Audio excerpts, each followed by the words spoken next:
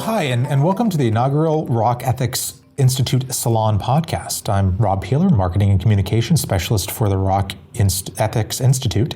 And today we're going to talk about a topic that post-election, and we're recording this right after the recent United States presidential election, the nation is struggling to work through what has happened since this election.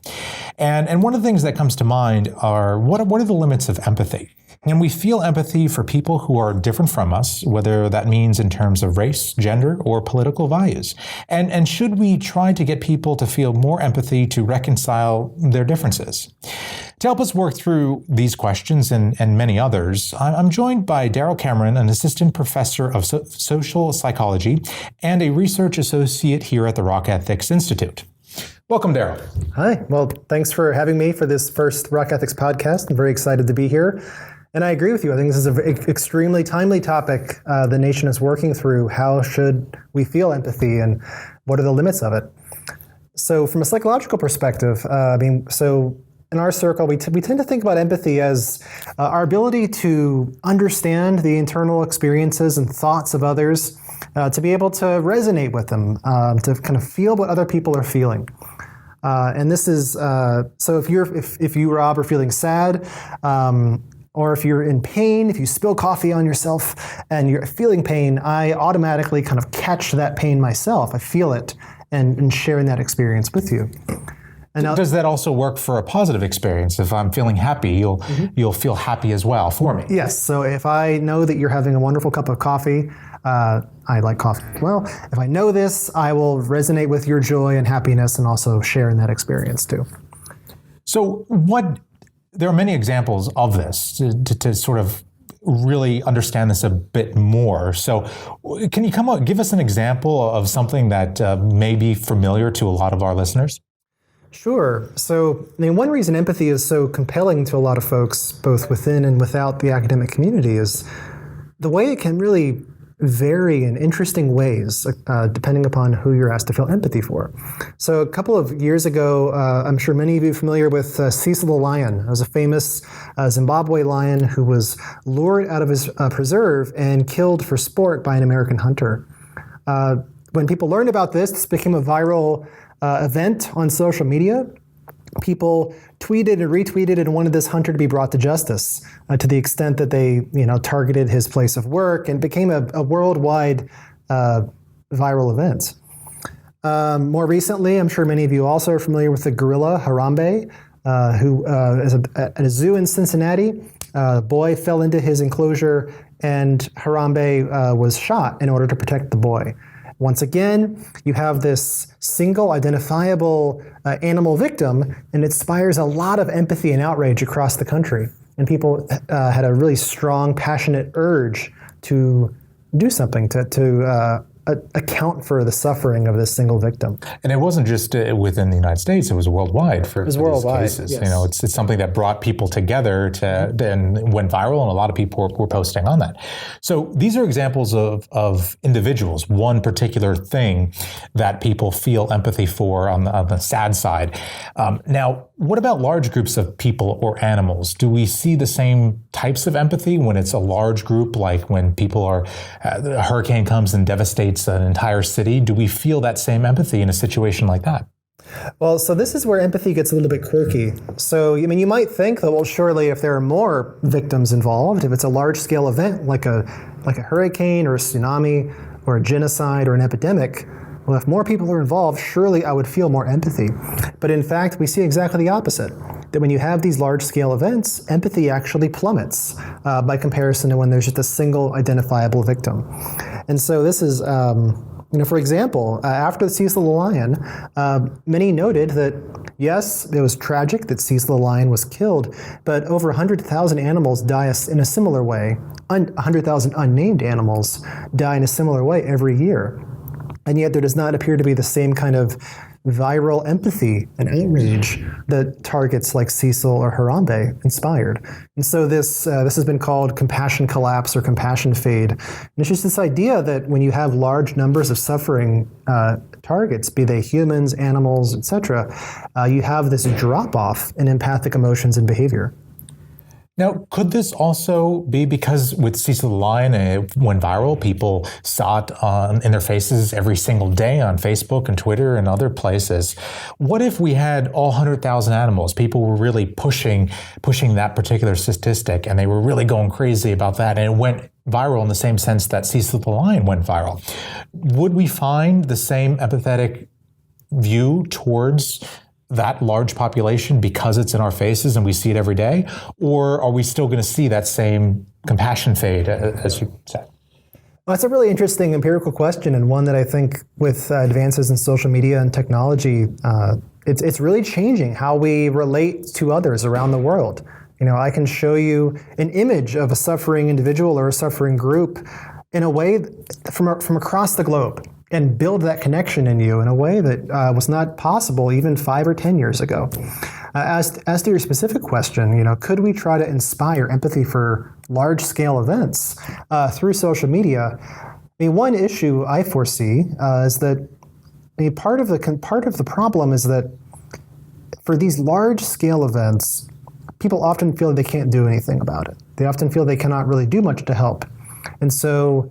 With a single victim, it may be quite easy. It's like, okay, here's Harambe, express your empathy and vent your outrage. And it might be quite easy to kind of build a viral empathic sensation that way. On the other hand, if I tell you that there are 100,000 animals killed for sport every year, or hundreds of thousands of refugees fleeing countries overseas, even if I present that to you over and over, again and again through social media, the sheer scope of it may be a bit overwhelming for you to think about, and may, in some cases, force you to tune out. But again, that's a really interesting empirical question, and one that I think psychologists and other social scientists are still trying to grapple with. So empathy is not an exact science. A lot of people are still trying to understand it, and you had mentioned there's this glitch that makes us feel for that single animal or person, and less so when it's a group. So are there other glitches within this understanding of empathy?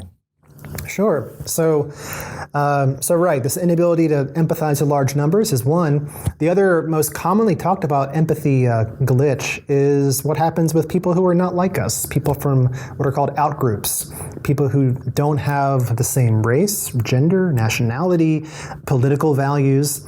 Across a wide range of differences, people tend to show less empathy when the target of empathy is someone who's not like you.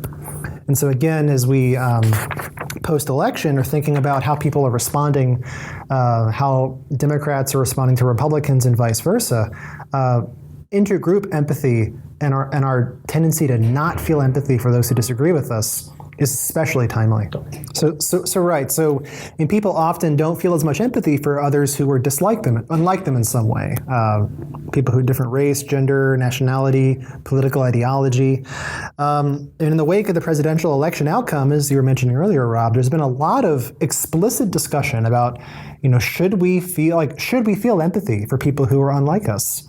We have, with the bitter contest, there's been a lot of protests and rhetoric from both ends of the political spectrum about this very point. Many liberals accuse Trump and his supporters of lacking empathy for racial and religious minorities. On the other hand, many have accused Clinton and her supporters of lacking empathy for rural Americans. And so, trying to figure out, not only is the conversation about whether the other side lacks empathy, but also whether the other side deserves empathy. Should we feel empathy for those who don't have empathy for us? And that's a very good question. And I think that sort of throws the whole idea of empathy on its head and makes it difficult to really grapple with and understand. But empathy is a big part of your research and others at Penn State that you work with. So what do you all think of this from your research and your work? Well, so within psychology, this is a really hot topic for debate. So some would say that, well, look, empathy has these built-in glitches. It's insensitive to mass suffering. It's insensitive to outgroups. And so although empathy is often argued to be a basis for moral judgment and action, maybe because of those glitches, we shouldn't use it. Maybe it's a bit too unreliable. Others, like myself, have argued that, well, we should try to understand why do these glitches exist. And maybe in some cases, it's not that empathy is fundamentally glitchy, but that sometimes we just disengage our feelings of empathy because we choose to avoid the costs that are involved. Empathy is often quite exhausting and effortful and entails sometimes great physical and economic risk. And so if we can understand why people choose to turn away from empathy, perhaps we can have a better sense of these so-called limitations on empathy experience. Now, a lot of these with the intergroup differences and people saying, you're not like me, you don't believe what I believe in. Could a part of this be at some point they don't know enough about the other side, they don't know enough about the other beliefs to where they're almost, I don't want to say fearful of being a part of the other one. They don't know enough about it, so they can't have that empathy. But if they did learn about it, maybe they would have that empathy because they could see that similarity, that they at least have that same understanding as the person sitting across from them. I mean, certainly fear and threat can be powerful inhibitors to empathy. So, if I think that if I'm afraid that if I try to empathize with someone who has the opposing political views that I do, if I think that that's going to be physically risky for me to do, to have that conversation, or even just symbolically or mentally, if entertaining a worldview that's different from my own, if that would be threatening to my personal ideology, those can be powerful cues to shut down empathy. And so, certainly fear can play a role. And uncertainty. So going back to your point, if you just don't really know what it's like, what that other worldview is like, or what that particular group's cultural experiences tend to be like, the uncertainty involved there, just the sheer lack of knowledge, it may make the empathy a little bit riskier. It may make it more of an uncertain proposition. And so, by comparison, if it's someone if it's your friend, a family member, a group member, it may be easier to empathize. You may have a more solid basis of knowledge to work from, and so empathy might be more desirable in those circumstances. But yeah, I certainly think fear, uncertainty, which have been in great supply this election, can certainly shut down empathy, no matter what side of the spectrum you're on. And that brings us to a conversation that you had recently with fellow Rock researchers about empathy and how even though they're all from different disciplines, at first glance, it looks like they don't have anything in common when it comes to empathy. But through your conversation, there really is a lot in common, and we're all sort of working towards this same goal or the same idea of empathy. Yeah, and so you'll hear that. A common theme that came up in this discussion. These are all cases in which empathy appears to be lacking. So it's in cases of intergroup racial conflict. We'll talk with Josh Inwood, who's a geographer who studies these topics. Also, in the case of children and education, trying to think about how to use educational settings to instill empathy in children, and what can we learn from children and their intuitive capabilities. So Michael Burroughs will be talking with us about that. And then finally with robots. So, non-sentient robotic agents, things that we don't even, applying the term empathy to these robots seems even it seems very counterintuitive and even unnatural to think they would feel empathy. But as technology develops and we see more and more kind of the cutting edge and frontier of autonomous agents, these questions of empathy are surprisingly relevant. And especially with the robots, that's very interesting to me because you don't normally think about that. It's something that's far out there, but robots are coming into the world where we're having, they're in our cars, they're everywhere, and we want to have that conversation as to how these different items fit into the world picture and fit into our children and racial ideas and ideology and things like that. So let's take a listen to your conversation with these researchers and learn a bit more about empathy in these different areas.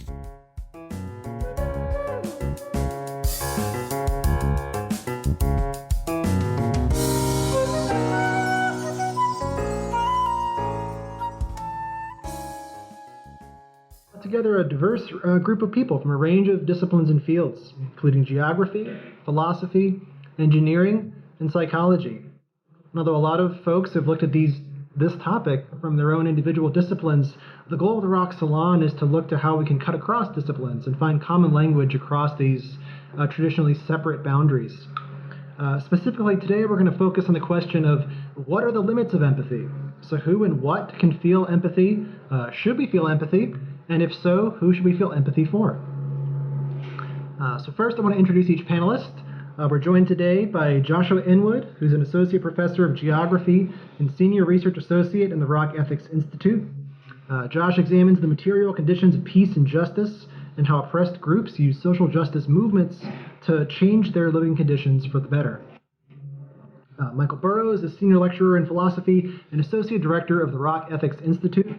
Michael examines ethics education and moral development with a focus on philosophy and ethics training within adults, but also pre-kindergarten classes in the local community.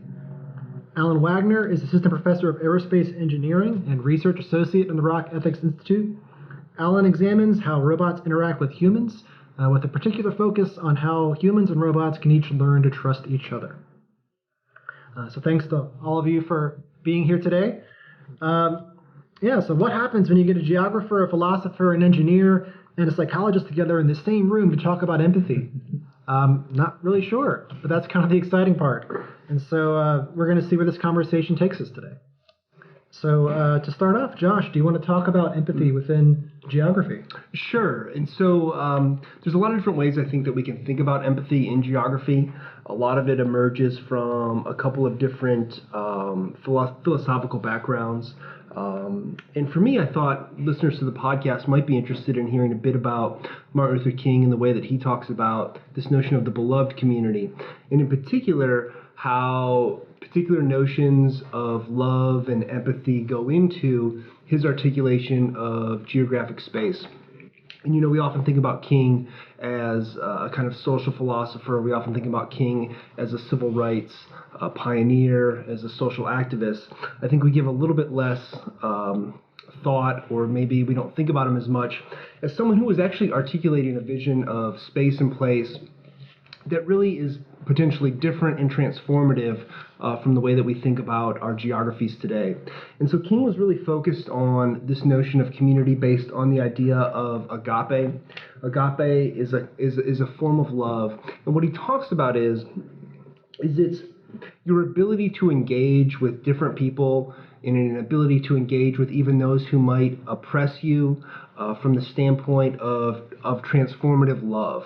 And so if you're going to really do that, and if you're going to really think about that in the context of community, it becomes important for you to really put yourself in someone else's shoes. And the reason I think that really ties into empathy is it ties into Liz Bondi, who is a geographer, a feminist geographer who has written extensively about empathy. And she really talks about how empathy is a process in which you can imagine yourself in another world or in someone else's shoes or in another context. And if we think about that definition, and if we think about what she's talking about, geography has a huge part to play in that. Because part of what you're doing when you're entering into that kind of a relationship or that kind of thinking is being able to think about how people are grounded in particular kinds of life experiences, but also particular kinds of spaces and places. And so approaching folks from an empathetic context, in the way that King talks about approaching folks from an empathetic context, hopefully is a point of opening up conversation and opening up an ability to really think through how people's life experiences and their geographies really come to frame how they might understand you and how you might understand them. That's really fascinating. So this idea of agape as transformative love. So what are some of the, just kind of following up on that, what are some of the ways that the love can be transformative? What are some of the effects that you've seen in your work or that of others about how empathy and agape can play a role in kind of reconciling or transforming communities in a positive direction. Sure. And so you mentioned in my introduction that one of the things I'm interested in is the way different kinds of groups use social justice movements to kind of change their living conditions. And a huge part of that is building political capacity or building a kind of political engagement with people who are potentially different than you. And I think for those of you who've ever engaged in political movements or engaged in political processes, if you're going to be in a political movement, tension is inherent in those kinds of relationships. Approaching those tensions from the standpoint of empathy and being empathetic to other people's needs and desires and wants and perspectives opens up a different set of conversations around how you might change your conditions in your community. And there's a whole range of ways that we can think about doing that.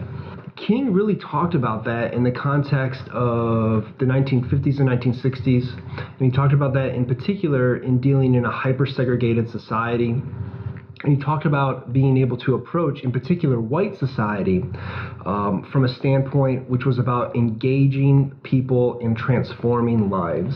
And so we could, of course, see that in the Montgomery bus boycott. We can see that in Birmingham, Alabama.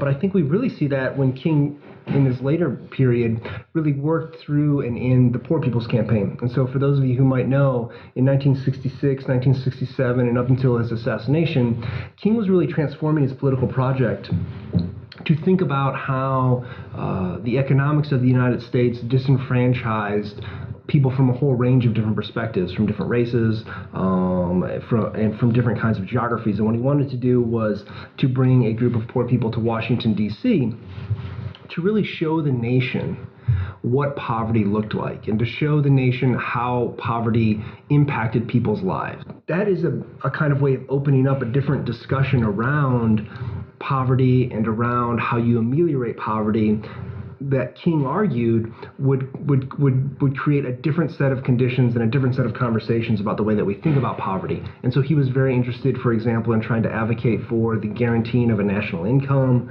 He was very interested in talking about providing a broader set of health care options and opportunities for folks.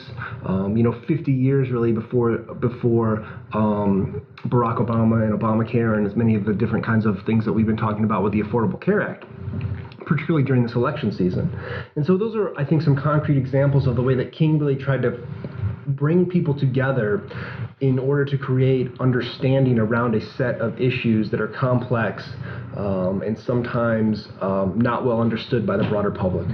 That's a question. How you would articulate King's response to the need to empathize with white racists in the American South in the 1950s or KKK members, because, people who were very much committed to anti-black racism, amongst other kinds, because on the one hand, and obviously this is a critique that King faced obviously then as well, is the kind of counterintuitive sound of empathizing with those who hate and want to oppress you. So I wonder if you could talk a bit about how empathy was still something that King clung to even in the face of those kinds of critiques. Well, I think part of that emerges from, of course, his work as a preacher and a minister in the black church. And for those of you who are familiar with the kind of strands of Christianity that he practiced, transforming people is part of that message and part of that project. Mm-hmm. But I think that King also recognized very early on that if you wanted to build some real political capacity, particularly in the American South, around changing material conditions, poor blacks and poor whites actually had a lot more in common than they had apart. Mm-hmm. And this goes back to a lot of his engagement with the work of Du Bois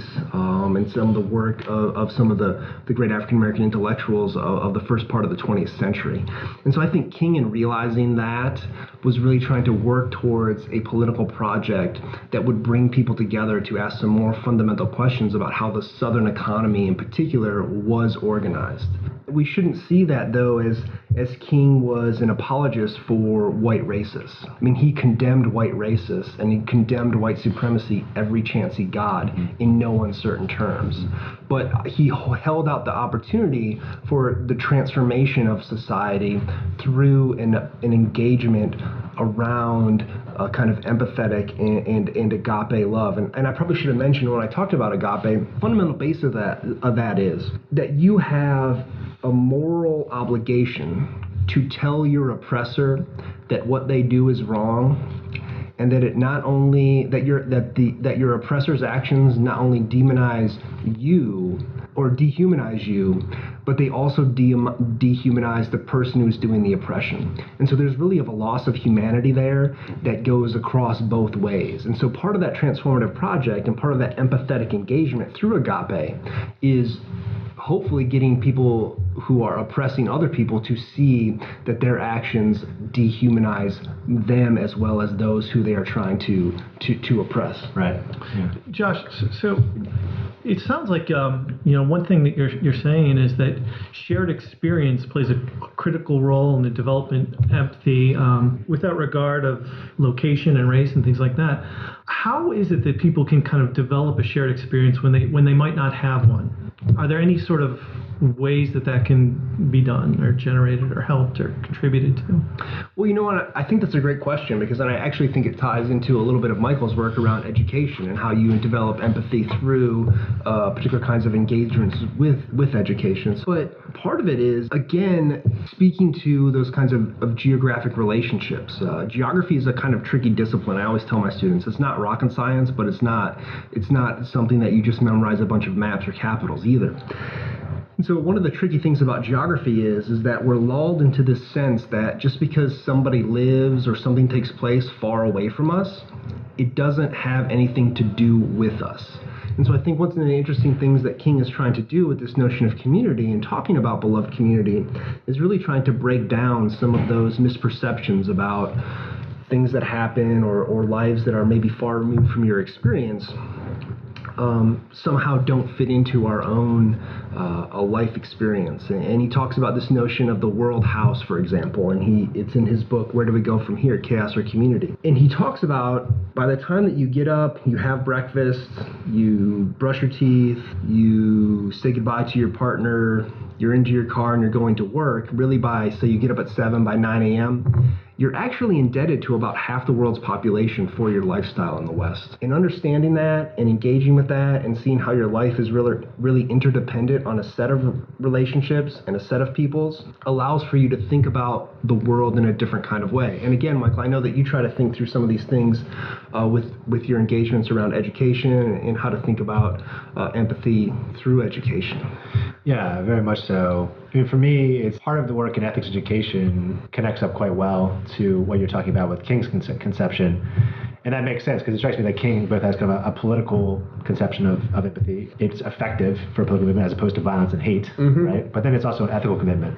So it's not just a means to an end, it's an end in itself. And I think that, in ethics and ethics education, you also see kind of two different but related senses of empathy. The way I would characterize that is, one, there's kind of a developmental understanding of empathy.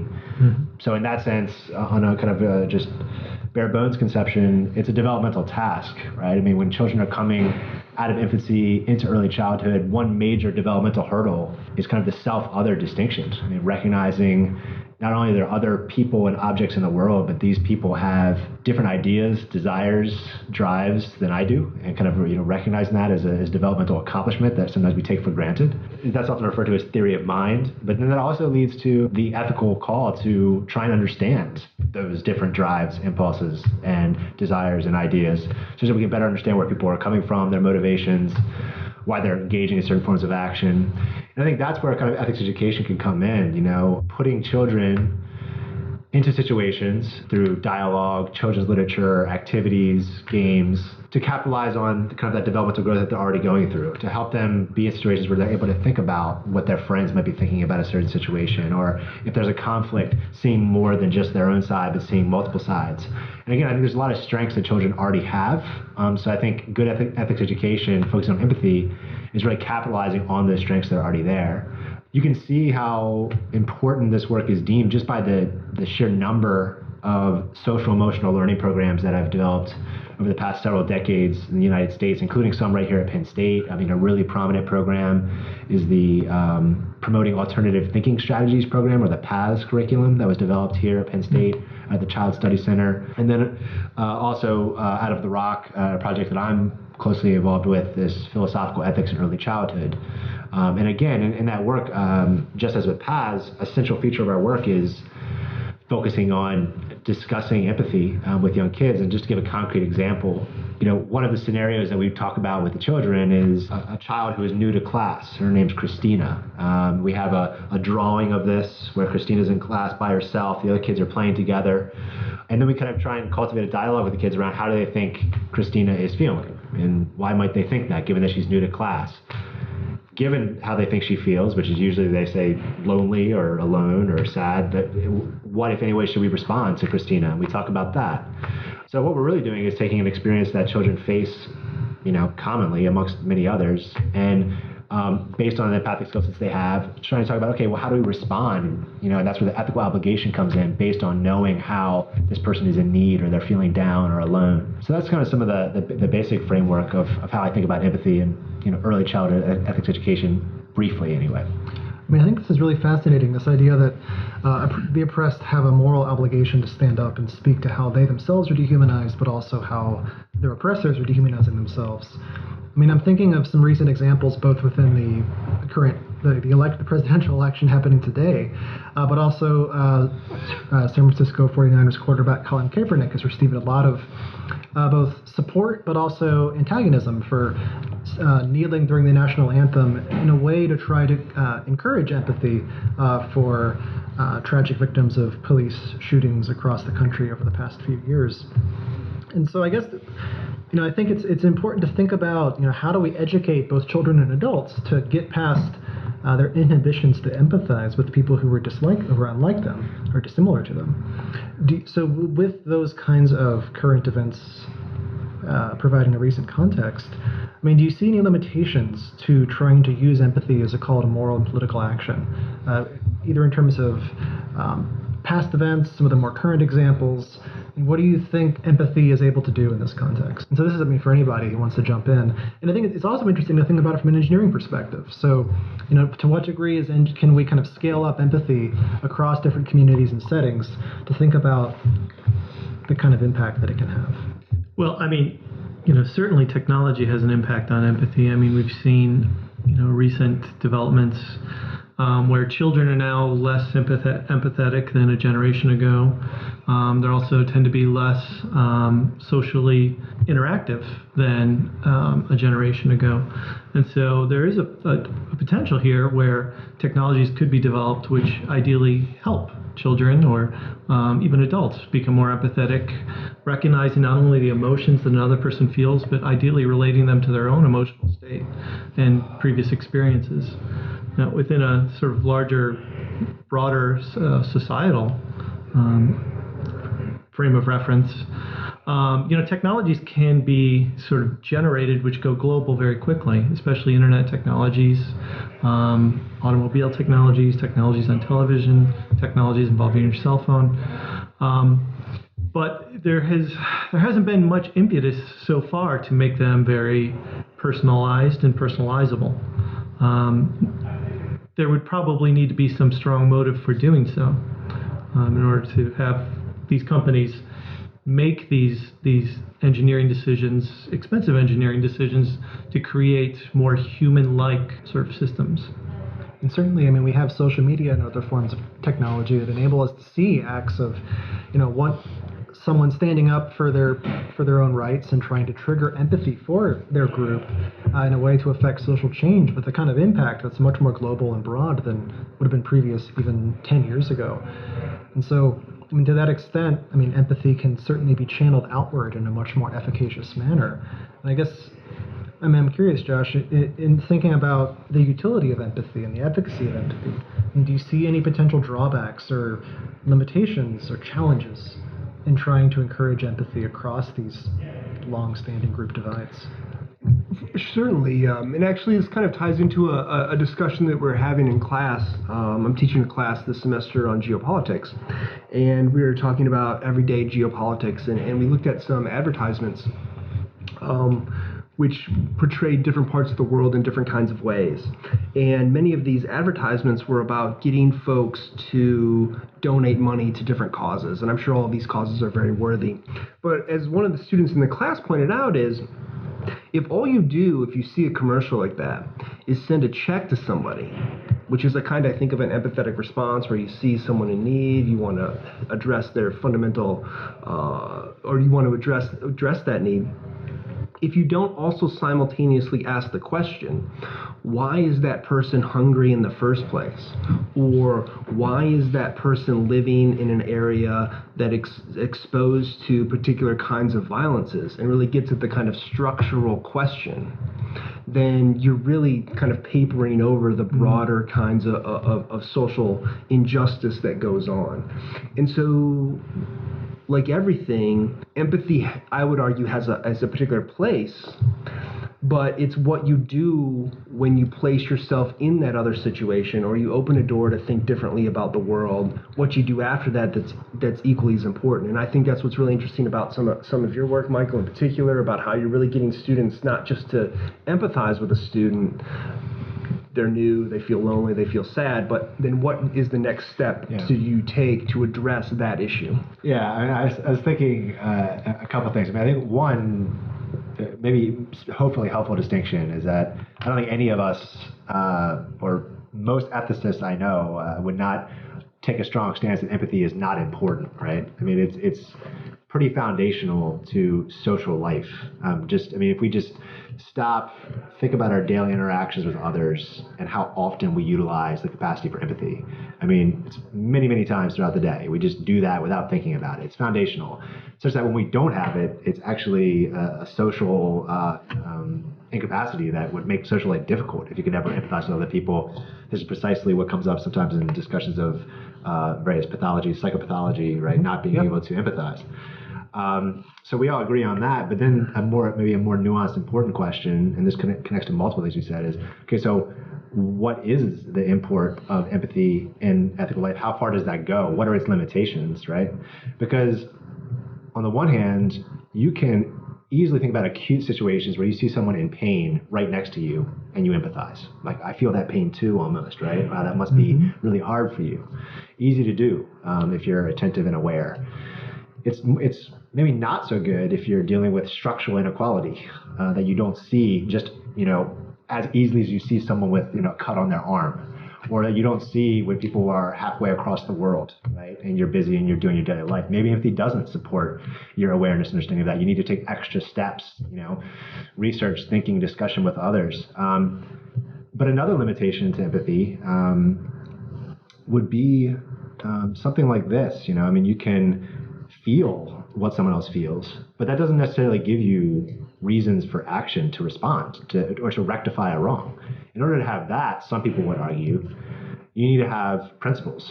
You need to have set obligations that you've decided on, possibly through reasoned philosophical work or discussion with others. So I think empathy is a hugely important concept, both for just human social life and also ethical life. But I think it's also important to recognize what else we need to add in to be full ethical persons. And empathy alone doesn't do all the work we need. So I think that's really interesting. I would agree with you. I think many ethicists would say that empathy is an important, some would say necessary factor for moral competence and social life, social competence. There are some who would say that one problem with empathy is the very inability of some people to see beyond their own community, to see kind of a global common humanity across groups. And indeed, some think this is actually a kind of a glitch that empathy has, that it's fundamentally, biased in favor of our own groups, and that other groups just don't naturally trigger the same amount of empathy. And for that reason, maybe we disregard it for moral life. And so, I think, Josh, your examples of how we can use empathy to transcend group divides, that seeming kind of limit on empathy, is really fascinating. But I agree with you that I think that using principles to supplement empathy is really important. So why don't we go ahead and continue the conversation about empathy education and moral education programs more generally, and how they use both empathy but also other forms of moral principle to encourage moral competence. Mm-hmm. Yeah, so I think at least some of the ways that you see that happening, social emotional learning programs like Second Step or PATHS are two examples that are in use in schools in Pennsylvania, including some of the schools that I've worked at. And here I'm thinking about preschools and kindergartens. And the great thing about these curricula are they're very accessible to teachers who aren't trained educational psychologists or philosophers, but are trained in education. They can adopt these with specific lessons, specific goals in mind. So they're very user-friendly. But they focus on the one hand on empathy, oftentimes as a social skill, like the need to get along with your peers in a classroom. The social and ethical problems that young children face, which they do face, are things like, how do I share with my friend in this class space when we both want to play with the same toy? That's an ethical and a social dilemma for children, right? And it's for adults too, depending on who you are and the situation you find yourself in. But then there's also this notion of kind of adding in particular values and principles on top of that basic social capacity. So in the example I just gave, there's a principle of fairness that has to be at play. If you don't have any commitment to fair play or to having, say, in this case, equal time with the toy, then you can empathize all you want, but it doesn't necessarily change your actions. So you need to identify what I see teachers doing a lot concretely, which is at least some of the best teachers I have tremendous respect for, is they won't just say in a conflict over a toy, you're wrong, give the toy to him. They'll say, okay, let's stop for a second. How do you think your friend is feeling right now? Why do you think that? Mm-hmm. Trying to kind of cultivate understanding and then scaffolding in that understanding, right, little by little. And then saying, well, what would be the best resolution to this? And in those cases, more times than not, it might take a while. The kids might need to come back later on and talk about it again, but they come to their own realization that some type of equal time with play or the fairness is the best solution to have. So I think you see an example there where it's both kind of this empathy approach, scaffolding in the empathic understanding, and then also working with the children, not just talking at the children, about recognizing the importance of fairness in this example. So, what's really interesting and what you actually got me thinking about here in the back of my mind is empathy or fairness something that can be programmed? I'm thinking in particular some of your work, Alan, around robots, childcare, and teaching is really hard and it's exhausting, and empathy, like all emotions, can ebb and flow depending on a variety of factors. Because we are human, we do get tired, we do get sick of engaging with different kinds of things, and so I don't know, can you program empathy? Yeah, well, that's what some of the human-robot interaction research really is focused on, is can you develop robots that mentalize the state and status of other people, and tries to, in some sense, relate the robot's own experiences to what the person might be feeling, and uses that as a sort of source of judgment and decision making. And I think we've mentioned just briefly before that when you're sort of reasoning about what to do in a social decision making kind of environment, you oftentimes don't have all of the information to make the correct or the best decision for a group. And so what you often need to do is sort of use your own experiences and previous history as a well of knowledge in order to make the best decision for you and another. Now, robots don't have any of that type of information, and so what they often teach them that, have them develop some of that, have them experience some of that, have them learn some of that, and use that information as a sort of basis for guiding their interactions with people. Some of the challenges, though, are that people naturally anthropomorphize these systems. So people have a tendency to explain a robot in terms of themselves. So they're almost already empathizing with the plight of the robot. One great example of that is Boston Dynamics a couple of years ago developed a robot called the Big Dog, which was a sort of large, moving, horse-looking like robot. And they wanted to demonstrate that the system was stable on ice and all different kinds of irregular environments. And so one of the engineers kicked the robot in the side, showing that it could sort of wouldn't fall over, it would stand upright. And they received a number of complaints by animal rights activists and other individuals who were empathizing with this robot as an animal because it walked like that. And so we have a tendency to model these systems with respect to ourselves and the objects we know in the world around it. Now, can a robot sort of use that, or should a robot even use that to sort of build a bond with a person? These are open questions, but there are people that are actively trying to do that, both in childcare, which is going to be important in an upcoming area of human-robot interaction research. They're actually saying that they're developing robots that will stay with your child for hours on end and build friendships with them and watch them and take care of them. Although, these aren't empathetic robots in any sort of real way that we can relate to. So there's some real questions there. And also with healthcare, where these systems sort of try to relate to the plight of people suffering from cancer or terminal illnesses, when, of course, a robot can't necessarily have terminal illness or certainly cannot have cancer.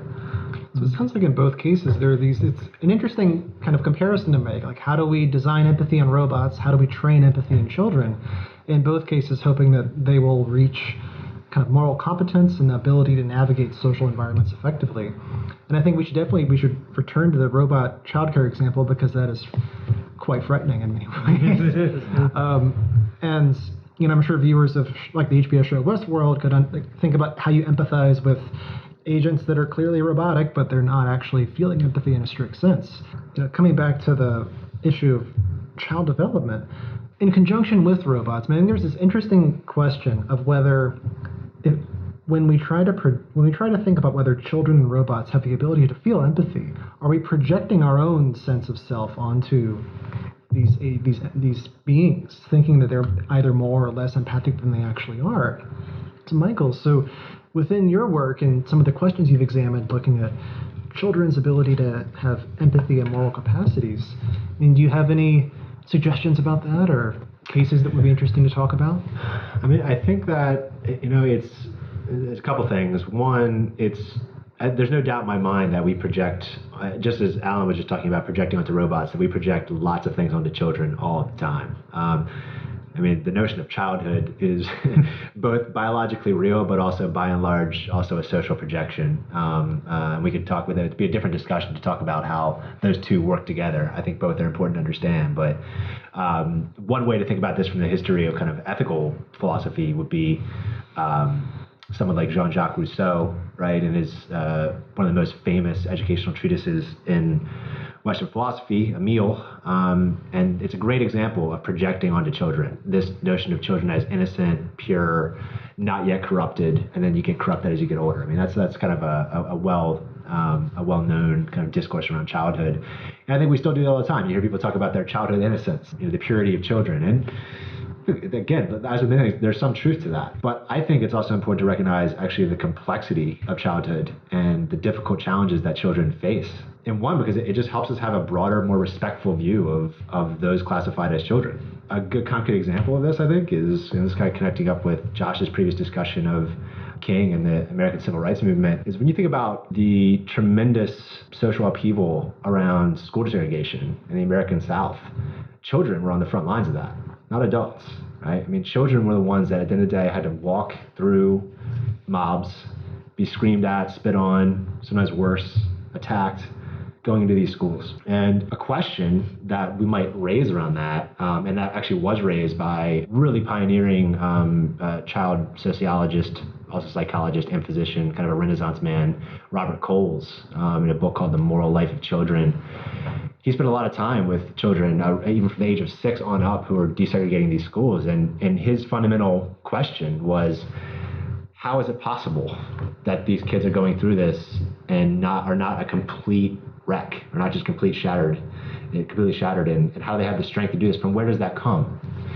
And on the one hand, you think, well, it's a strength that's instilled in them by their parents, by principles, obligations they hold, by their religious faith, but also empathy. And Ruby Bridges, who's a famous example of this, at the age of 6, was one of 6 children to desegregate William Frantz Elementary in New Orleans, Louisiana. There's a famous Norman Rockwell painting called The Problem We All Live With, which is of Ruby, flanked by U.S. federal marshals leading her into the school. Very provocative and powerful image. And one of the things she said to Coles was that she felt sorry for the people screaming at her. There was other reasons, right? She thought she was doing what she needed to do. She thought she was doing a good thing. She was giving a principled explanation. But on the other hand, she felt sorry for the hate that she saw in these people's hearts. In some sense, even from early childhood, and at the age of 6, she pitied them in some ways. And that led, I think, her to have some type of compassion that gave her also some sort of strength that many adults actually lacked. Examples like that, I think, help us not only think of empathy in the sense of children as being pure and innocent and empathizing with all, but actually just the complexity and the complex experiences that children go through, just like we do, and how they might use empathy as a tool to navigate those situations. You know, it's interesting you mentioned that because you made me think a couple of different things. And one of the things that immediately jumped to mind is the way that sometimes adults will put children into particular political situations because they are seen as more empathetic. And I was thinking in particular of the protests in Birmingham to desegregate the downtown Birmingham community in Birmingham, Alabama, where the civil rights movement sent wave after wave after wave of 12-year-old, 13-year-old, 14-year-old children to really brave police dogs and fire hoses. There's those very famous images of children being attacked in Birmingham by the fire department and by the police. And the way that those images were really tried to use to create a broader sense of empathy, not just in terms of the United States, in terms of fighting segregation by civil rights activists and King and others in Birmingham, but by really how those images beamed around the world were used to really try to create a sense of empathy across the world, but then also to create a political context in which the United States would have to explain what it was doing to children in Birmingham to the world community that really sparked a lot of the desegregation efforts and really forced the federal government to engage in desegregation efforts in parts of Alabama. Mm-hmm. So I've heard a lot, from a variety of perspectives, you guys have talked about sort of, an underlying theoretical notion which sort of influences work on robots, which is in-group, out-group dynamics and how empathy is used by an in-group to relate to other out-groups. From a theoretical perspective, children are more bound to their in-group in the sense of protection, the family members, a communal sort of entity. And from a robotics perspective, I wonder if learning from an in-group is more fortuitous in the beginning because you can bootstrap the process of learning sort of fundamental notions and then branching out to a broader, wider range of individuals to learn more general purpose notions. So, for example, notions of fairness across boundaries, the routines of interaction, such as shaking someone's hand or picking something up, or speaking first, or waiting to be given the floor to speak. So I think that's something that maybe connects all of these lines of research. Yeah, and I think that the in-group out-group distinction is an interesting one, and I'm not an expert on how those lines are drawn. I mean, I know kids from a young age do, and both in terms of like peer association, their friends, and those who aren't their close friends. That's an example of in-group, out-group. Of course, that can be other forms of it as well. But I think one kind of backdoor way of looking at the importance of empathy, source of strength and ethical action in children. But you can also see the erosion of empathy as allowing dehumanizing behavior. I mean, like the Hitler Youth is a great example. I mean, part of this is also children involved in political movement, much different than the American Civil Rights Movement.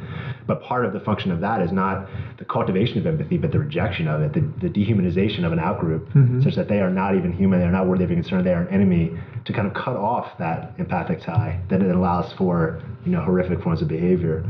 So I think that, in its absence, maybe even shows tremendously how important and how central empathy can be. You think about a lot of the ways that racism, for example, works. It really is a kind of creating these kinds of divisions. And again, I'm no expert either in the in-group, out-of-group stuff, but creates these divisions, which then closes off the ability to empathize or understand in different communities. And of course, I think maybe the elephant in the room here is that it's November 8th, tremendous amounts of folks are voting across the country. And I think while there's a range of issues that help explain Donald Trump, I think certainly tying into some of these historic discourses in the United States, referring to groups of people as outsiders, as the others, really trying to close off levels of understanding, which maybe would create a different kind of context or different kind of debate around something like immigration, has certainly played out for the last year and a half. And I guess we'll find out how that plays out tonight once the polls close. And it certainly suggests that in thinking about choices of political leaders or cultural norms, it does seem that this point about who should we feel empathy for is one that's strongly shaped by the people around us, by the norms that exist within where we live, our places. And certainly discussions of who we should feel empathy for have been prominent throughout this election cycle. Do you believe that there's ever a role for decreasing empathy? That's a really good question. I mean, certainly there's arguments that empathy, if felt too much, as Josh alluded to earlier, can be exhausting, it can be taxing and tiring, be effortful. I mean, if Mother Teresa's quoted as saying that if I look at the mass, I will never act. The idea that if she thought about all of the suffering in the world and tried to empathize with all of it, it would be problematic. It would actually inhibit pro-social action because it would be psychologically devastating to think about. Also think about like caregiving. So in healthcare settings, there's been a lot of discussion about whether doctors should maximize the empathy they feel for their patients because it might compromise their ability to do their jobs effectively. And so I think there could very well be legitimate psychological cost of empathy. And in thinking about how to use empathy to foster intergroup dialogue, or how to use empathy to facilitate children as competent moral agents, and trying to think about how much empathy do they have to begin with, and maybe they're actually more empathic in some ways, and learn to kind of dial it back based upon what their culture says. These are the people you should feel empathy for, and these aren't. So I think it's a complex dynamic, as you pointed out earlier, and it turns upon these considerations of how exhausting is empathy, what is our culture telling us about who is an appropriate referent for empathy. But certainly, I mean, there could be cases in which empathy is not always the solution or one that's psychologically feasible. Certainly in warfare, empathy is intentionally dialed down. I mean, you cannot have warfare if you're feeling empathetic against your outgroup. And it also depends on the kind of empathy, though, I think, too. So, I mean, certainly there are wonderful case examples of soldiers who choose to lay down their arms when faced with the other who they've been tasked with taking out. But two, you could also think that to some degree in a military conflict or in a sporting event, sports conflict, it's also important to know what your enemy is thinking, right? To be able to predict their behavior, to understand, if I do this, they're going to think that, and then I should respond this way. And so that does require, to some degree, a kind of empathy. In business relations, I mean, your competitor in that sort of front may not be I wouldn't say not someone you can empathize with, but it may hurt your business relationships if this is someone you're empathizing with, right? I think it's to follow up on your question too. I guess as I'm thinking about it, I think I would argue probably something along the lines that there's not many good reasons I can think of to actively work in an educational sense to decrease the capacity for empathy, but there are good reasons to think about how far we can actually extend empathy in our actual practice as ethical persons, right? So the capacity is just the bare ability to be able to respond to others, to be able to understand what other people are going through, to put yourself in a situation where you're willing to do that. But then another part of ethics education would be thinking about conflicts that arise because of your empathy. So as a teacher, for example, I mean, I might, on the one hand, really empathize with what a group of students, or say a particular student, is going through in my class. That allows them that makes it difficult for them to turn in work on time. But I might also value a principle of justice, where I'm thinking about, okay, I mean, how am I actually treating and regarding the rest of my students? And am I giving them similar treatment, or am I treating this person differently? And is that okay?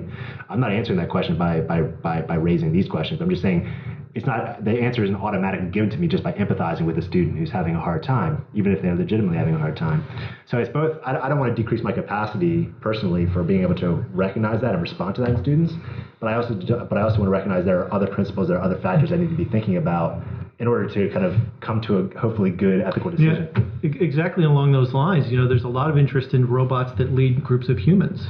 And in those situations, the robot takes on a role which may be in conflict and in competition with the humans. It's not to say that empathy isn't useful in that case, but it may need to be suppressed in some sense to get people to do what you need them to do in order for the betterment of the whole group. I mean, there are these interesting discussions with educational settings, with cases like you're describing as well, Alan, of where empathy can sometimes appear to interfere with notions of fairness. So there's some much cited work in psychology from the mid-90s that would show that basically if you get people to empathize with, let's say, a defendant in a case who's guilty, or someone who needs a particular kind of medical treatment, people will violate procedural fairness in order to assist that person. And so this has led some within the psychological community to say that, well, actually, look, empathy can be great in measure in certain respects, but it can, in some cases, conflict with notions of fairness. And so how do we balance that? Well, it's interesting in just listening to this conversation, and again, putting on my geographer hat again, is the way that empathy makes sense in a particular kind of context. In other kinds of contexts, maybe empathy conflicts with all kinds of notions of justice or fairness or equality. And it really is the way that we think about these things in context, I think, that either makes empathy something that is potentially useful in this context of the civil rights movement, for example, or in a classroom, for example, or maybe in a different context where robots are leading humans, where empathy could completely get in the way of whatever is trying to happen. So it sounds like what's emerging as a theme here is that empathy is like any other skill. It can be used wisely or poorly depending upon the context, as you put it, Josh, or depending upon the particular problem that's being faced. And it may need to be scaffolded or supplemented with other kinds of things, like principles of fairness, and that would in turn depend upon the functions and the requirements of a particular situation. And there's a recent study that looked at parenting. So parenting is another case where empathy seems almost, of any case, it's a typical case. It's one of the central things you think about, and it's empathy. And some would suggest that our capacity to empathize evolved as a byproduct of our general need to care for offspring who aren't really able to care for themselves. And the study found that basically children of parents who were more empathic or empathetic showed a stronger signs of stress response. They were generally healthier with different kinds of physiological metrics. But the parents themselves, the parents who were more empathetic, actually showed decreased health on these stress markers, suggesting that trying to balance these costs of empathy with the gains for the children is a tricky one. So on that note, I thought maybe in this last segment we could turn to some of these fascinating examples you were thinking of, Alan, about childcare robots, and whether parents should trust, maybe to offset some of these costs of empathy to themselves, should they trust childcare to seemingly empathic robots? Well, so that raises a lot of questions. So there is this movement to develop robots for all different sorts of purposes, almost regardless of sort of these social concerns, and childcare robots are a big one. It's specifically moving forward in places like Japan, China, Korea. These are childcare robots that would work in the home. These are childcare robots that would work in the school. They might support teachers. They might, in theory, work on their own. The specific one that I'm talking about is a recent news report that came out that was advertising for robots that would stay in the home and watch children. I don't recall the age, but I think they were not babies, certainly like 6, 7, 8, 9 years old, and watch them for about 2 to 3 hours a day while the parents could work later, and the children would be taken care of. Now, the claims for the system were that the robot would develop a friendship with the child, and that friendship would be durative and mold the child for the future and things like that. But this raises a number of issues. I mean, these robots, regardless of their programming at this point, are incapable of most of the things that are claimed. The robots simply cannot relate to human experience the way we do. So we ran a study, for example, involving human-robot trust, where we had robots apologize for their behavior. And although it impacts people tend to anthropomorphize that. They say, it apologized, it must feel bad. Robots have no capacity at this moment to actually feel what they're saying. So there brings up a lot of questions about, one, whether these things should be developed. 2, should there be disclaimers? 3, should we explore the theory that sort of underlies the psychological principles of empathy and try to develop the programming and the software that would allow a robot to actually be empathetic? And what would the result of that be? There is a concern that these systems might be more manipulative. Robots, for example, might have the ability to remember everything they've ever experienced throughout their whole lives. And so they might be able to call on specific empathetic experiences to manipulate you as a person. And would that be something that's okay? That's such a fascinating set of questions. I mean, so you're suggesting that in not having the biological ability to resonate with and feel the experiences of human interaction partners, robots wouldn't really have empathy. I mean, do you think we could come up with kind of a functional definition of empathy where a robot could be said to have something like empathy, or empathy in quotation marks, where it's in terms of their behavior and how they interact with other beings. It's effectively something we could call empathy. So that's a great question. I mean, it really sort of pours into the philosophy underlying these questions. So I believe fully that robots could very easily behaviorally act empathetic, but they would not have the mechanisms to sort of feel in a deep sort of way that we do. And therein sort of relies that dual process of emotions versus, our cognitive understanding, and what role do our deepest emotions play in these sort of psychological underpinnings. And if they cannot be recreated in any sort of realistic way in a robot, then can you have true empathy? So I'm thinking of something like perspective taking. So our ability so I can try to, think about what you're thinking right now and understand that, represent that internally. I mean, do you think a robot could be built that would be able to achieve that kind of outcome? To be able to interact with something and then infer, okay, this other thing I'm interacting with has this set of beliefs, and then maybe if it is able to value certain outcomes relative to others, I wonder, would those be components that could be used? Possibly. And this is a very nascent area of research. So a robot might have its own experience, its own developmental history, its own sort of even pre-programmed predilections, attitudes, moods, things like that. And those might all serve as the filter that this artifact bases its internalization of your state upon. There's some philosophical notions that would still say that that's not the same as the human experience. Mm-hmm. Unknown. For just to give you a more sort of, resonant example, is that robots currently have no ability to feel pain. Whereas for humans, pain is a very clear motivator for a variety of different things. Now, we can artificially sort of have a reward function that these systems use to motivate them, but there's no real way to have them feel pain. It's a very biological function. Mm-hmm. And so without even a pain notion, it's not clear where the rubber hits the road, so to speak. From the educational perspective, it seems like, obviously, since there's a lot of hurdles for robots to get empathy in the way that we generally talk about in human beings, but it seems less of a hurdle for robots to be useful educationally for empathy development purposes, or at least forms of technology are already very common in this regard. Like there are video games that are used in social emotional learning programs, like on tablets for children, where they're matching up emotions with particular situations, and it's emotion recognition training and things like this. So there's already a use of a form of robotics and technology to drive empathy development. And it strikes me that there could be a lot of untapped potential in that area that hasn't been fully explored. I don't know a ton of research on the use of robotics for empathy education. I don't know if that's a field that you're aware of. So it's not quite empathy education, but there has been a lot of research, and there's a lot of ongoing research on the use of robotics for autism and to help children to cope with autism, recognition of autism, behavioral training with respect to autism. And as far as I know, I'm no expert in autism, but autism is not entirely, it may be related to empathetic responses in the sense that autistic children have difficulty modeling other individuals, but that's not all of it. Mm-hmm.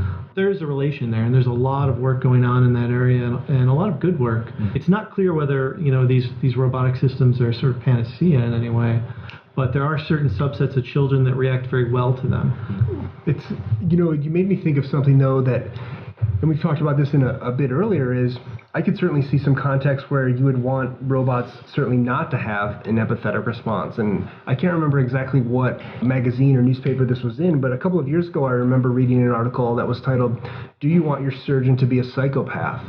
And there's really some kind of evidence that in some of these high-pressure medical fields where there are life and death decisions, it helps to have a surgeon of a particular kind of psychological bent where maybe they aren't necessarily as empathetic, where they maybe don't think about all of the consequences. And so in just hearing you talk about the problems of programming robots and to feel certain kinds of things, maybe in some kind of context you wouldn't even want those things to be part of the robot in a medical situation. To give you another sort of example, my advisor has looked at the role of robots during warfare and the fact that these systems can be dispassionate. and can follow the rules of war and the Geneva Convention to the T to some extent, and not allow empathy for their soldiering group or their unit, or also for the populace to sway their very robotic decisions and follow these rules exactly as they should be followed. It's a really interesting point because it suggests that some kind of human limitations on empathy and its consequences. So, I mean, again, with doctors, and there's been plenty of work showing that doctors will try to eliminate feelings of empathy, particularly the ones who interact with patients like a surgical capacity. There's psychological work showing they'll decrease their empathy to avoid its costs for the performance. You know, there's a possibility that robots could be used to prevent those behaviors. Again, they're just dispassionate rationality that just states these are the objectives, this is what's legal, and this is what's going to happen. I can also see, though, examples of where that dispassion could be problematic in the context of warfare. And one of the ones that just jumped to my mind was the notion of MAD, mutually assured destruction, when it comes to a nuclear exchange, where there's this notion that if you launch your missiles, we'll launch ours, we'll wipe off all of humanity. And there's a kind of empathetic response there that says, well, I might not fully understand what's going on in Russia or the Soviet Union, but I certainly know I don't want my family to be part of this. If you remove that kind of barrier, you potentially open up a whole different kind of range of warfare. And of course, that movie Dr. Strangelove kind of picked that up, where there's just this kind of machine that will destroy the world once one person drops a nuclear device. Or Asimov's 3 laws, of course, right? Where the machines decide to eliminate all the people because it's the only way to ensure their safety. Obviously, we'd like to prevent those types of outcomes, but there are these situations where, and again, it comes back to context. There might be situations where you want a robot that implements the full gamut of human psychology. For example, there are people that are talking about robot mates, robot relationships, robot marriages. If this were to occur, you would not want someone who is psychologically truncated in some way. Well, so thinking about these different ways we could use robots, whether we want them to have the full empathic suite of possibilities that humans have, and the context in which that would be good or bad, it seems like trust is an inhibitor. It's a critical part of the ability to empathize.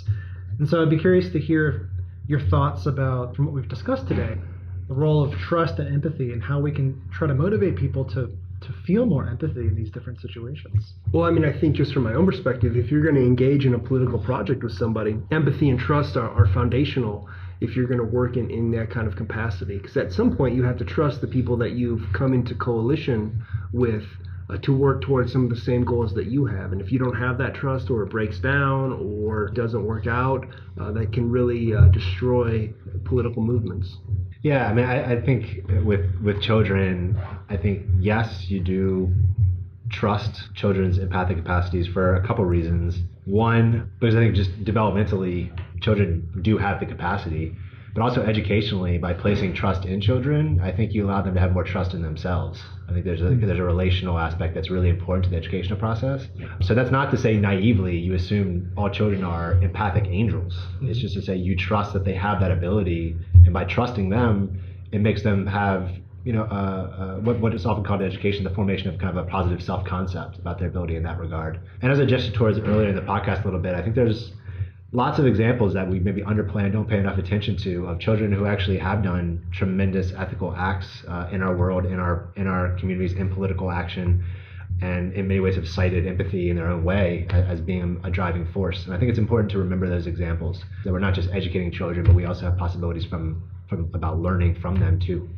With respect to robots and human-robot interaction, I think empathy and trust are critically related in a lot of ways. For one thing, having empathy allows a closer social bond to form, which allows either the robot to know you better or you to know the robot better. And by having those stronger models, you decrease in uncertainty and you're more able to predict each other's behavior, reinforcing trust at its core. But in another way, I think you do need to sort of have a baseline level of trust in order to have empathy. There might be some emotional risk with being empathetic at times. And so in those situations, for the person putting themselves out there, for a robot putting itself out there, it is critical to have a sort of baseline level of understanding. Well, this has been great. We've talked about how empathy can be socially beneficial in many ways, but also can have different utilities based upon the context, the problem being faced.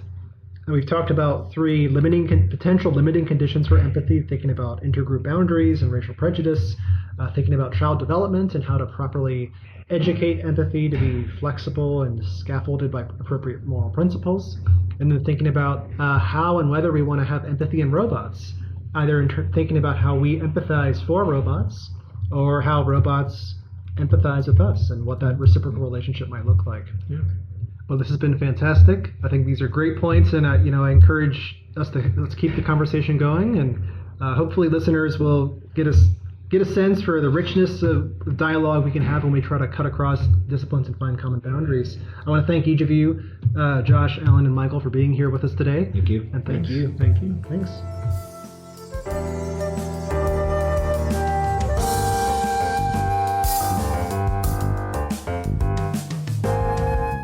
Wow, what a great discussion. And again, one that is timely in the wake of the recent presidential election.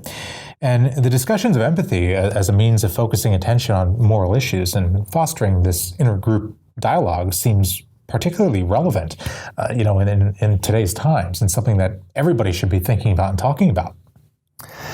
Yes, and a few interesting themes did emerge from the group discussion. I think that Michael, Josh, Alan, and myself, we all agree that empathy is not a panacea. It's not like the cure-all for all of the world's problems. And although many try to emphasize, let's try to cultivate empathy, I think very few actually think empathy is the sole solution. It's not the single solution or the silver bullet kind of to solve these intractable conflicts. And Michael mentioned how empathy needs to be supplemented with teaching of moral principles in terms of education of children. And Josh, in thinking about how to use empathy to help resolve intergroup conflicts, also appealed to principles of fairness and justice and a deeper sense of morality and moral principle to affect change. I think that especially now, as we're trying to figure out, who needs to feel more empathy, the left or the right, liberals or conservatives, who deserves our empathy? I think people are trying to really work through this and difficult discussions they're having with their friends, their peers, their coworkers, about, can you empathize with someone you completely disagree with morally? And what does it mean to do that? Is that even, are we as humans capable of that kind of empathy, which is so difficult to do sometimes and so effortful?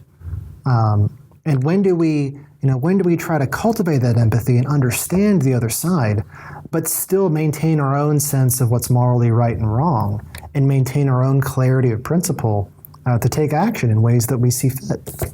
And so that there's not necessarily a right answer to that, but I think the key theme that emerged from our discussion is that empathy is a critical piece. It's a vital piece of this social fabric, but how it intersects with morality and moral action and social change, I think, is incredibly difficult, and one that we're going to keep having this conversation. And it sounds like the first step, though, is to talk about the things that we disagree with, to talk about and learn from each other what the other is thinking, to hopefully increase this idea of empathy, that we are capable of being empathetic towards one another. So yes, I would agree that if we can get past some of our fears and our inhibitions about trying to talk to the other side, I think that is driving many people away. It is keeping them from trying to have these conversations that might help to reconcile some of these differences. Certainly, in the wake of the election, there's been a lot of protests and a lot of heated rhetoric, accusations. The other side just doesn't understand our own position. And different, there are articles on both the left and the right about, who bears the burden of trying to empathize, who bears the burden of trying to reach out and try to understand the other side. And it's difficult. But I think one important lesson is that it's not impossible. I think to the degree that you at least put forward the effort to try to empathize, sit down with someone and try to talk. And, they may not want to talk to you. And that's an unfortunate reality of the current political climate. There really, when you have such a heated conflict, it's likely there is going to be some who don't want to try to have that conversation with you. But if you do try to reach out to someone who has a different viewpoint and understand their common humanity, something about some kind of shared perspective, something you can relate to through your own experiences, that may help to move some of the conversation forward. But I think one interesting point that follows from that is that although empathy is often described as kind of glitchy, we just can't feel empathy for those who are unlike us. I think a more productive and forward-looking way of thinking about it is that it doesn't have to be that way. Sometimes we don't feel empathy for, the opposing political party because we just don't want to. We think it would be too effortful or too difficult or too physically or emotionally risky to sit down and have that conversation. But if you make that choice and put forward the effort, you may find that actually there is something in common that you share. And, even allowing there could be some major moral, ideological differences that you can't reconcile, you can still put forward the effort and try to feel empathy. And you might be surprised by what comes up as a result. And I would also say then too, I think you would have more respect for the other person because you would understand their beliefs and where they're coming from if we have this conversation and you open that door to try to understand where they're coming from as opposed to immediately just writing them off because their views are possibly different than yours. And two, in terms of, thinking about your own moral self-education, it's a way for you, by understanding what others are thinking and feeling and why they support who they do and believe what they believe, you can have a more informed sense. Even if after empathizing you realize this person believes something entirely different than me and has a different moral stance on this issue, you can at least know that more clearly.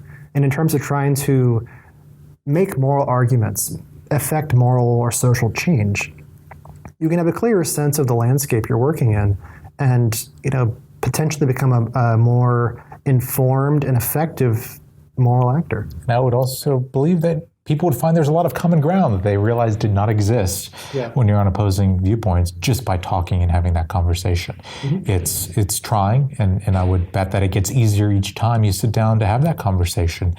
And because the unknown is less scary because you're going to have that conversation. So this was a great conversation. We really did enjoy listening to our discussions with our researchers on empathy. So thank you all for taking the time to listen. I hope you enjoyed this podcast and the many more to come in future weeks when we discuss other ethical topics from a wide variety of different researchers and students and all sorts of interesting individuals. Thank you again, and until next time.